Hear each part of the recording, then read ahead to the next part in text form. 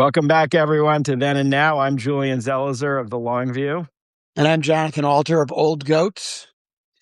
John, tomorrow is another round of No King's Day. People are predicting this might be the biggest one of all, maybe one of the biggest days of protest. And I was thinking, I had just been reading about the Vietnam Moratorium in October of 1969, which was also at the time one of the largest days of protest. It was many years of protesting the Vietnam War. And what was notable, it was on October 15th, 1969, is that the protests took place all over the country, small towns, rural towns, urban towns, college campuses, and more. And it kind of showed how much this was growing from what was a fringe movement or a radical movement into something that was very much mainstream. It doesn't change President Nixon right away, who continues with his policy, but it is putting pressure, we know, retrospectively, on Congress, on members of the administration, because they're seeing that what Nixon is calling a silent majority, in fact, is a majority, and it's reaching a critical mass. So I was thinking of that day and its significance relative to what might happen tomorrow, and more broadly, the protests that we've seen over and over again with No King's Day. So the two situations are actually pretty different, and not just because No King's Day is much bigger.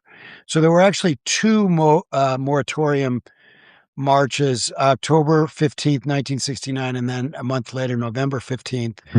The second one was bigger, and they had like 500,000 people in Washington and 100,000 in Boston.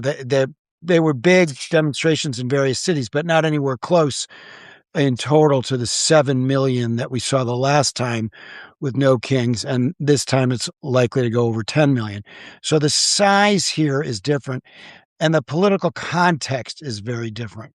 So while the Vietnam War was, much more unpopular at that time than it had been, and 40,000 people had already been killed, and Nixon had broken his promise that he made in the 1968 election to end the war.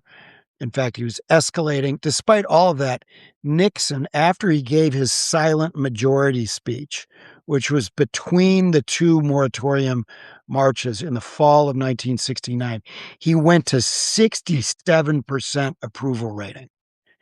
Donald Trump, in some surveys right now, is at 34%. 40 or low 40s at the highest in the most conservative polls. So Trump is much more unpopular now than Nixon was at that time, even though there was tremendous anti-war sentiment. And remember, Nixon went on to get reelected in 1972 with 49 states.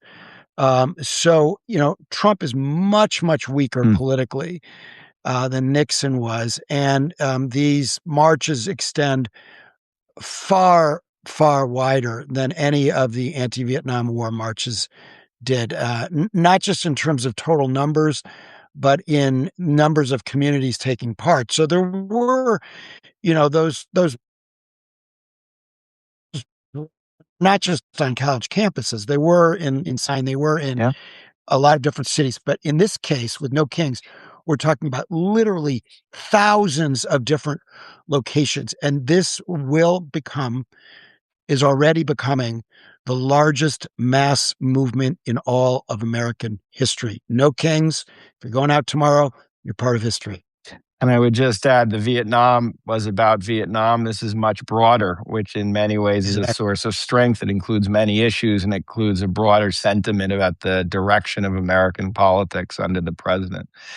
Okay, so we'll talk again next week, John. Yeah. Bye-bye. Bye, Julian.